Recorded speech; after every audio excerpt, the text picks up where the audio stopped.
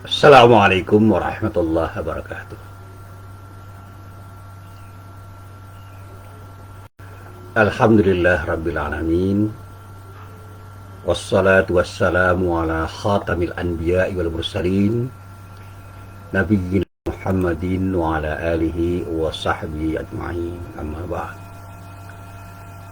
Para jamaah yang dirahmati Allah, alhamdulillah kini kita bisa bertemu lagi, dan kita berharap mudah-mudahan setiap pertemuan kita, termasuk pertemuan kita pada hari ini, benar-benar menjadi pertemuan yang mendapatkan ridho dari Allah Subhanahu wa Ta'ala. Amin. Para jamaah yang dirahmati Allah, hari ini saya ingin bercerita tentang sesuatu yang agak berbeda, yaitu tentang persoalan leadership atau kepemimpinan. Dan ini bukan tiba-tiba ini saya ceritakan, tapi sekarang ini kata orang, saya juga tidak mencermati betul, tengah terjadi krisis kepemimpinan. Kita banyak kehilangan orang-orang yang bisa kita teladani, banyak kita percayai, dan banyak kita ikuti. Akan ironisnya, banyak orang yang diidolakan itu sebenarnya bukan orang yang layak untuk menjadi pemimpin. Dan banyak di antara yang diidolakan itu kemudian dicontoh, diteladani, diikuti, dipatuhi. Padahal kepatuhan kita terhadap mereka itu bisa jadi menjerumuskan kita pada sesuatu yang tidak baik.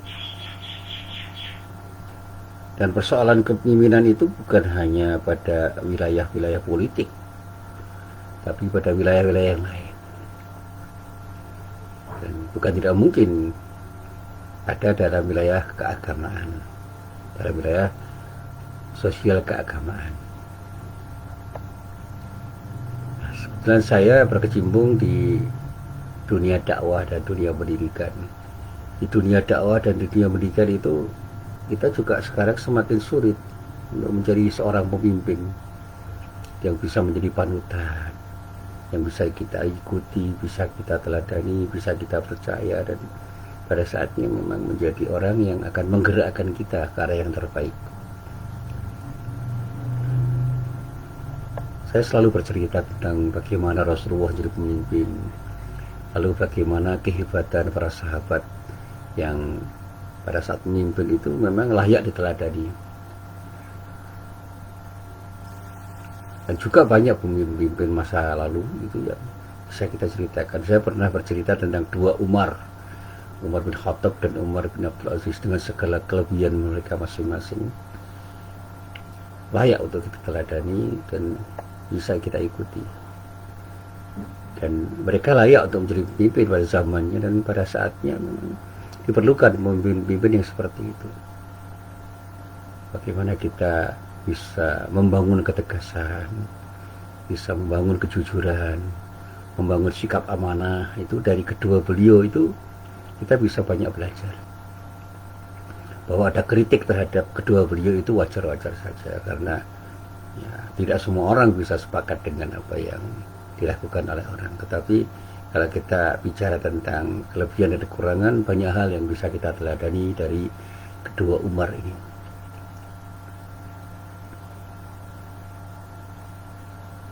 Dan banyak cerita juga dari para pemimpin-pemimpin di masa modern itu yang bisa menjadi rujukan. Saya pernah membaca cerita tentang dua orang kiai besar yang menggagas sesuatu dan kemudian melahirkan sesuatu yang luar biasa. Kiai Dahlan dan Kiai Hasyim Asy'ari itu kan dua kiai besar, dan keduanya adalah bersahabat. Kedua orang itu kan bersahabat, pernah bersama-sama di Tanah Suci, pula membawa sesuatu yang luar biasa dan menciptakan perubahan yang luar biasa. Tetapi banyak orang yang tidak bisa beritiba, mencontoh dengan sikap kritis pada dua beliau. Boleh tidak setuju, tetapi taklimnya itu kadang-kadang kurang kita lihat. Bahkan maaf itu Saya seringkali mengingatkan pada teman-teman saya di Muhammadiyah ketika memberikan penilaian terhadap Kiai Hasyim Asy'ari dengan penilaian yang kurang proporsional. Demikian juga ketika ada teman-teman hadirin saya yang berbicara agak kurang proporsional terhadap Kiai Dahlan, ya saya juga menegurnya. Dan alhamdulillah selama ini komunikasi saya dengan teman-teman saya di kalangan hadirin itu insya Allah baik-baik saja, dan kita terbuka, jujur, dan saling belajar. Dan alhamdulillah dengan saling belajar ini saya banyak mendapatkan sesuatu yang luar biasa dari teman-teman saya ini. Saya masih ingat beberapa teman saya sampai saat ini masih berkomunikasi, dan beliau betul-betul punya sikap kritis yang luar biasa, baik terhadap orang yang di luar kelompoknya, di luar jamaiyahnya, maupun yang ada di jamaiyahnya. Lalu saya juga punya sikap kritis seperti itu, meskipun tidak persis sama ya. Dan saya juga harus berhati-hati untuk mengatakan sesuatu pada siapapun, karena tidak semua yang saya katakan itu bisa dipahami oleh semua orang. Maksud saya mungkin baik, tetapi boleh jadi maksud baik saya itu dipahami berbeda, sehingga orang bisa salah paham terhadap apa yang saya katakan. Dan saya pernah suatu saat di lingkungan Muhammadiyah sendiri memberikan kritik tajam terhadap salah seorang ketua Muhammadiyah sebelum Mas Haidar ini. Sikap kritis saya itu saya coba untuk saya katakan dengan bahasa yang lembut, tetapi tetap dalam koridor memberikan kritik yang tajam, dan tidak ada kebencian sekecil apapun pada beliau. Bahkan sikap ta'zim saya selalu saya berikan. Tapi salah pahami seolah-olah saya membenci ketua Muhammadiyah itu. Alhamdulillah, saya selalu ta'zim pada beliau, karena betapapun menjadi ketua pimpinan pusat Muhammadiyah itu tidak mudah. Ya, dari Kiai Dahlan sampai yang sekarang Pak Haidar Nasir, saya insya Allah ta'zim pada beliau. Beliau itu orang-orang hebat. Tetapi bukan berarti tidak ada sesuatu yang bisa dikritik dari beliau itu. Kritik terhadap Kiai Dahlan itu biasa aja. Bahkan saya pernah membaca tulisannya seorang ulama yang buku-bukunya banyak saya baca, itu Yusuf Qaradawi.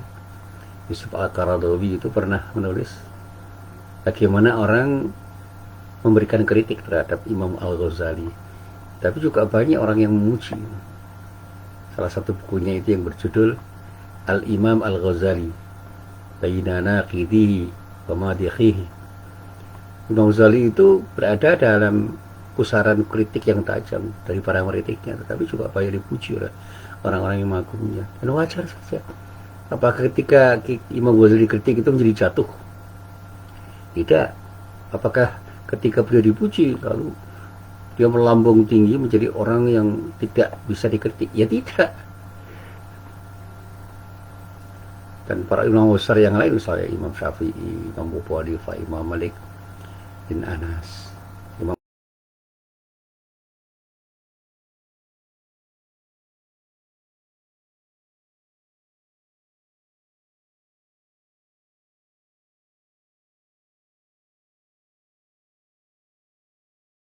dapat beliau itu, tetap bukan berarti kita meremehkan. Kita tetap ta'zim, kita sangat menghargai, karena mereka itu orang hebat yang pantas untuk kita rujuk pendapat-pendapatnya. Dan kalau kita bicara akhlak para ulama besar itu luar biasa. Saya kebetulan banyak membaca riwayat-riwayat yang terkait dengan kehebatan beliau itu, dan sesuatu yang luar biasa saya dapatkan dari para ulama besar itu yang bisa kita teladani.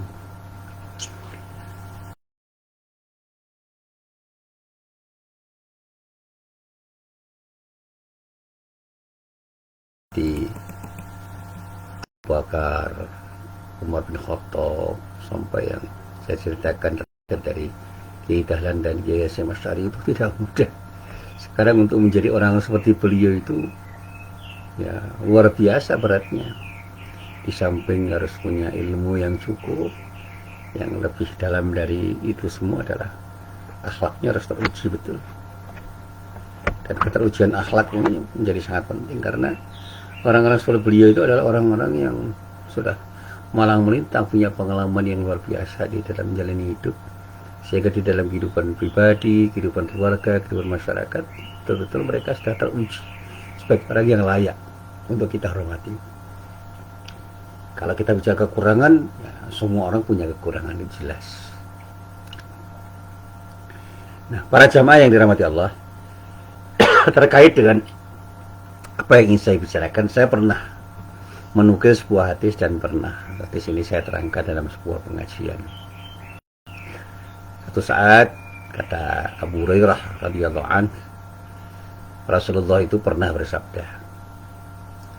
Dia bersabda, dan sabdanya, sayakunu fi akhiri ummati unasun yuhadditsunakum ma lam tasma'u antum bala aba'ukum fa iyyahum. Akan ada pada hari akhir umatku ini manusia yang menceritakan hadis-hadis kepadamu. Jadi ini prediksi Rasulullah itu. Pada suatu saat nanti di kalangan kita itu ada orang-orang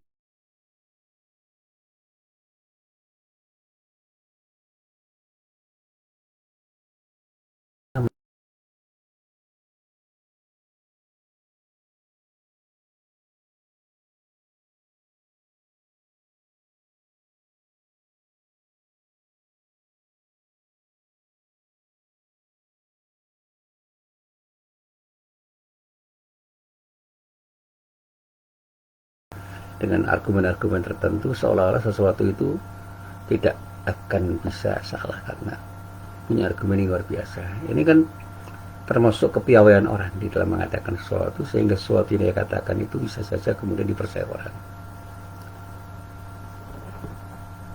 Nah, hadis ini menurut para ulama yang saya baca di dalam kitab syarahnya, karena hadis ini diriwayatkan Imam Muslim, dalam Syarah An-Nawawi dikatakan hadis ini mengisyaratkan bahwa pada suatu saat, entah kapan terjadinya, akan ada seseorang atau bahkan sekelompok orang yang dengan sangat meyakinkan menyatakan artinya sebuah hadis yang berasal dari Rasulullah SAW yang belum pernah kita dengar, belum pernah kita baca, atau dinyatakan oleh siapapun di kalangan umat Islam yang bisa jadi menyatakan sesuatu yang sangat penting. Sekali lagi, ini satu hal yang bisa jadi mencengangkan orang karena sesuatu itu sangat penting. Padahal bukan tidak mungkin apa yang mereka katakan itu adalah sesuatu yang tidak benar. Bisa saja mereka melakukan kebohongan yang mengatasnamakan Nabi Muhammad SAW. Sehingga banyak orang yang tersesat atau terkecoh karena ungkapan atau ucapan-ucapan itu. Dan para ulama mengatakan di sini dikatakan setan telah bermain pada saat itu dengan menceritakan kebohongan dengan mengatasnamakan kebenaran. Kalau kita bicara setan itu bukan harus berupa jin, tapi bisa jadi berupa manusia yang memang mengajak, mengarahkan, membujuk kita untuk melakukan sesuatu yang tidak baik. Dan bukan tidak mungkin banyak orang yang terkecoh sehingga dengan serta-merta membenarkan kebohongan itu, dan pada akhirnya dengan sukarela terpimpin oleh setan dengan kebohongan-kebohongannya. Sekali lagi, para bohong itu bisa saja punya pengikut banyak kalau kebohongannya itu dikatakan dengan sangat meyakinkan sehingga semua orang itu yakin dengan apa yang dikatakannya itu. Dan itu bisa terjadi kapanpun, dimanapun, oleh siapapun, dalam ranah apapun. Nah, saya ingin bertanya pada diri saya sendiri, tahukah kita bahwa di antara umat manusia masih terdapat orang-orang yang menjadikan setan itu sebagai pemimpinnya? Mereka menyerahkan kesetiaan atau loyalitas kepada setan sedemikian rupa sehingga lambat laun setan itu akan berhasil berkuasa dan menguasai orang-orang itu.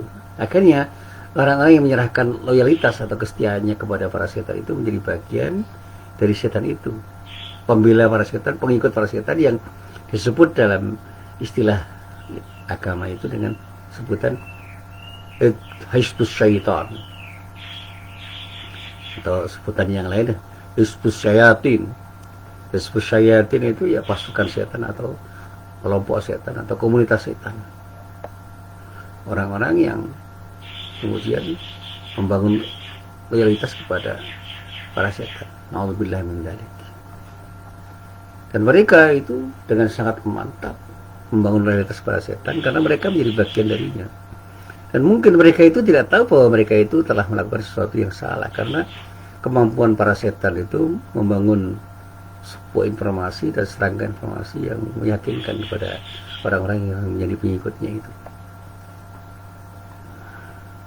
Nah, di antara ciri-ciri orang-orang yang punya pemimpin para setan itu adalah orang-orang yang ketika membaca kitabullah Al-Quranul Karim tidak mengawali dengan ta'awudz, dengan mohon perlindungan pada Allah dari setan yang terkutuk, baca ta'awudz, a'udzubillahi minasyaitonir rajim. Ini salah satu statement dari seorang ulama yang saya renungkan, kenapa sesederhana itu dia mengatakan ternyata tidak mudah untuk berlindung dari setan, karena kita ini tidak pernah melihat dengan mata kepala setan itu dengan nyata, tapi mata hati kita bisa membaca. Kalau kita itu tidak punya mata hati yang tajam, sulit kita itu mengenali para setan itu, dan disitulah kemudian kita harus berlindung, meminta perlindungan pada Allah, karena hanya Allah lah yang bisa melindungi kita dari godaan setan. Itulah yang membedakan antara mereka dengan orang yang beriman. Orang-orang yang beriman itu senantiasa mengawali bacaan Quran mereka dengan mohon perlindungan kepada Allah, membaca ta'awudz, a'udzubillahi minasyaitonir rajim untuk dirinya, sehingga ada jaminan dari Allah untuk tidak tergoda oleh setan yang terkutuk, karena Allah sudah berfirman betul di dalam salah satu ayat yang terdapat di dalam surat An-Nahl misalnya. Kalau kita membaca secara lengkap itu ada dalam 3 rangkaian ayat, pada ayat 98 sampai ayat 100.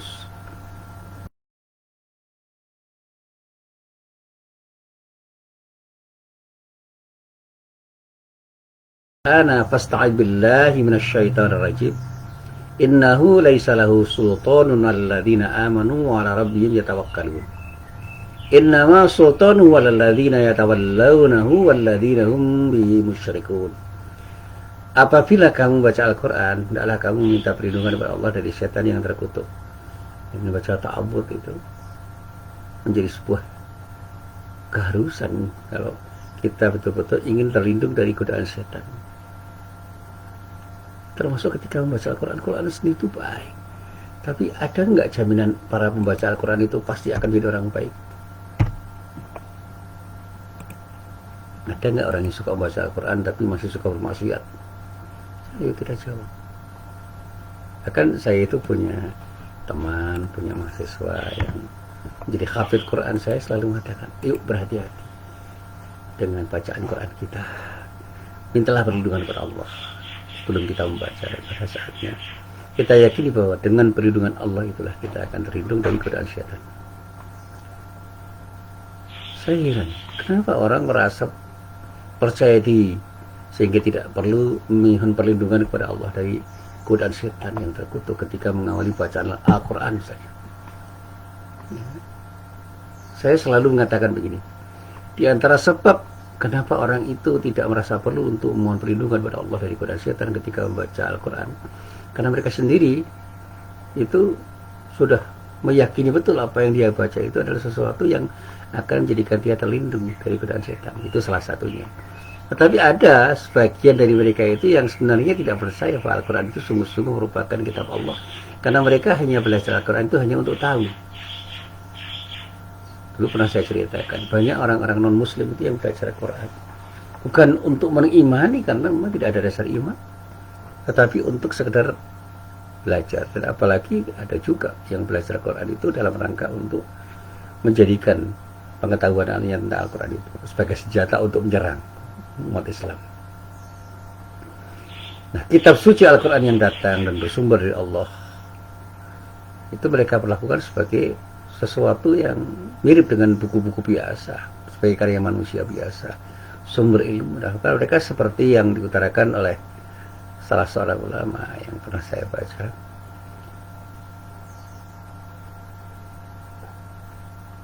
Pernah ulama itu mengatakan ada seorang yang menganggap Al-Quran itu seperti buku sejarah budayaan bangsa Arab, karya manusia Arab, untuk kepentingan kultural budaya, untuk kepentingan masyarakat Arab secara kultural.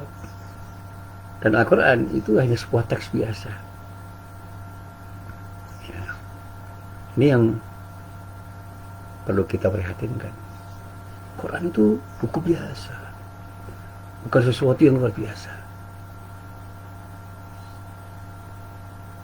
Dan mereka bahkan menafsirkan Quran itu dengan pendekatan yang beragam, bukan untuk memperkaya pemahaman mereka dan untuk mengimani Al-Quran itu, tetapi justru membelokkan pemahaman terhadap Al-Quran itu, sehingga mereka justru akan tersesat dari tafsir-tafsir yang mereka lakukan.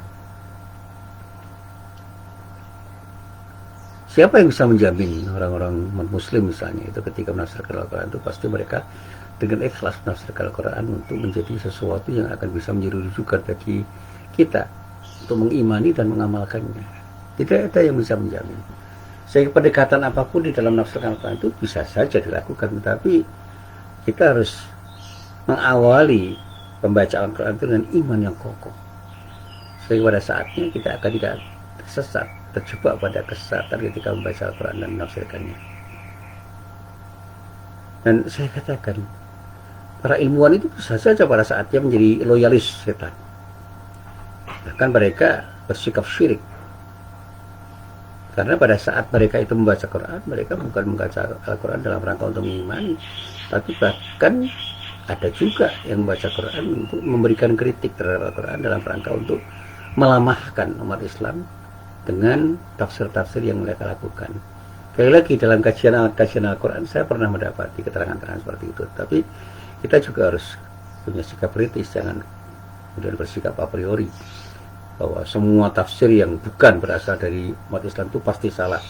Belum tentu juga, karena banyak pendekatan-pendekatan keilmuan yang dilakukan oleh para pengkaji Al-Quran ini yang kemudian mendatangkan pengetahuan yang luar biasa dan bahkan memperkuat keimanan kita terhadap Al-Quran, dan bahkan bisa kita jadikan sebagai rujukan untuk mengamalkan Al-Quran itu secara lebih tepat. Tapi di antara tafsir-tafsir yang saya baca, karya-karya para ulama tafsir yang mencoba mengkaji Al-Quran itu dengan dasar iman yang kuat itu jauh lebih bermakna daripada kajian-kajian Al-Quran yang seilmiah apapun yang dikatakan oleh banyak orang yang tidak mendasari kajian mereka dengan prinsip keimanan yang kokoh, tanpa harus menafikan apa yang mereka katakan. Karena dalam kenyataannya banyak di antara pengkaji Al-Quran yang semula itu tidak percaya terhadap Al-Quran, bahkan kemudian mengimani dan masuk Islam. Dan itu hidayah Allah yang Allah tunjukkan ketika mereka membaca Al-Quran dengan sikap objektif. Mereka tidak bersikap a priori terhadap apa yang dia baca dan kemudian menemukan kebenaran-kebenaran yang ada di dalam Al-Quran dan akhirnya mengimani dan menjadi orang Islam dan sangat kokoh membela Al-Quran karena mereka betul-betul yakini bahwa inilah satu-satunya kitab suci yang bisa kita percaya. Nah, para jamaah yang dirahmati Allah, kaum loyalis yang taat pada setan itu bahkan rela untuk menjadikan setan itu sebagai panutan. Bahkan di dalam kehidupan pribadi maupun kehidupan masyarakatnya, mereka jadikan aturan-aturan setan itu menjadi sesuatu yang lebih mereka taati daripada aturan-aturan Allah. Bahkan menjadikan aturan setan itu sebagai jalan hidup. Mereka tidak mau, enggak, untuk bersyariat karena memandang bahwa syariat itu bukan sesuatu yang harus mereka taati.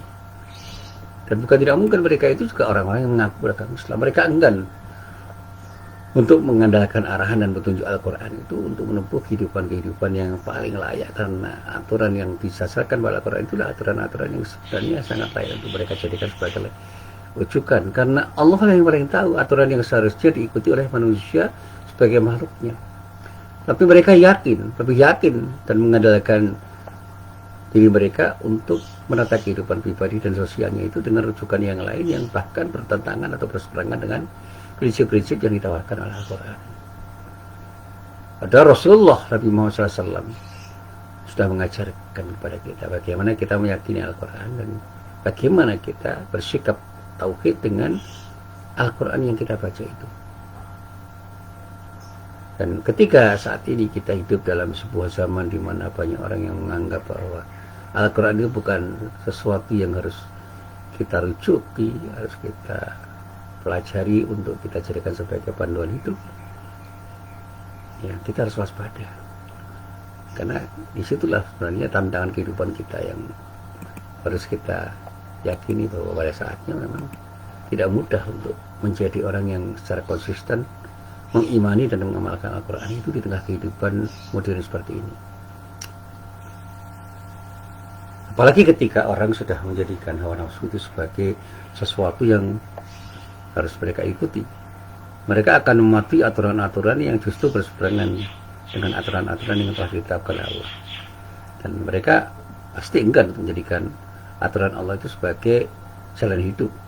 Mereka lebih bangga, mereka lebih percaya diri untuk menata kehidupan mereka itu berdasarkan berbagai macam aturan yang justru akan sangat menjauhkan diri mereka kepada Allah Subhanahu wa Ta'ala. Mereka bangga menjadi orang-orang yang menentang Al-Quran. Dan padahal ketika mereka itu bersikap seperti itu, mereka itu sudah kehilangan arah. Nah, para jamaah yang dirahmati Allah, nah dari kenyataan-kenyataan ini, mari saatnya kita harus sadar bahwa kita ini harus segera kembali kepada Al-Quran. Bukan berarti kita itu harus belajar sendiri Al-Quran yang kita baca, karena keterbatasan ilmu kita. Kita juga harus merujuk pada apa yang kita jadikan sebagai rujukan. Para ulama yang telah mengkaji Al-Quran itu harus kita jadikan sebagai rujukan juga, untuk bisa membuat kita semakin tahu apa yang dimaksudkan Al-Quran. Sehingga ketika saya mengajar tafsir, saya bukan seorang mufasir, saya katakan sini bukan mufasir. Saya hanya akan mengatakan kembali apa yang dikatakan oleh mufasir itu untuk Anda pahami. Dan karena kitab tafsir itu banyak, maka saya pilih beberapa kitab tafsir yang bisa kita bandingkan untuk menjadi rujukan bagi kita dalam rangka mengamalkan Al-Quran itu lebih baik. Karena betapapun di antara sekian perbedaan ulama di dalam menafsirkan Al-Quran itu ada kekayaan-kekayaan luar biasa yang pada saatnya membuat kita itu semakin paham bahwa itulah kitab yang sangat kaya dengan informasi yang pada saatnya akan semakin mencerdaskan diri kita. Dan kalau kita sudah terlanjur untuk menjadikan sesuatu selain Al-Quran itu sebagai rujukan, mari kita segera bertobat. Jangan jadikan sesuatu yang berseberangan dengan Al-Quran itu jadikan panutan, dan pada saatnya jangan jadikan orang-orang yang menyeberang dari aturan-aturan Allah itu sebagai panutan kita. Mari kita kembali menjadikan Allah sebagai Rabb, sebagai ilah, yang pada saatnya kita harus berada pada titik di mana kita akan selalu hadir menjadi orang yang betul-betul bersikap tauhid dan tidak terjebak pada sikap-sikap syirik. Jangan sampai sikap syirik itu hadir di dalam diri kita sekecil apapun, karena apapun ketika sudah masuk dalam nilai syirik, kita akan sulit untuk membangun ketaatan kita kepada Allah Subhanahu wa Ta'ala. Nah, endingnya, akhirnya, mari jangan pernah kita jadikan orang-orang yang mengajak kita untuk keluar dari ketaatan kita kepada Allah sebagai panutan, sebagai pemimpin, sebagai orang yang kita jadikan sebagai idola, dan kemudian kita mengikuti mereka tanpa reserve. Sebaliknya, mari kita ikuti orang-orang yang mengajak kita untuk menjadikan Allah sebagai Tuhan yang sebenar-benarnya, sehingga ibadah kita kepada Allah benar-benar jadi ibadah yang diterima oleh Allah, dan pada saatnya kita akan menjadi orang-orang yang betul-betul bisa melawan kehendak setan, dan pada akhirnya insya Allah kita akan mendapatkan keberkahan dari sikap kita, karena Allah ridho terhadap apa yang kita lakukan. Inilah apa yang bisa saya sampaikan, mudah-mudahan bermanfaat. Billahi taufik wal hidayah. Assalamualaikum warahmatullahi wabarakatuh.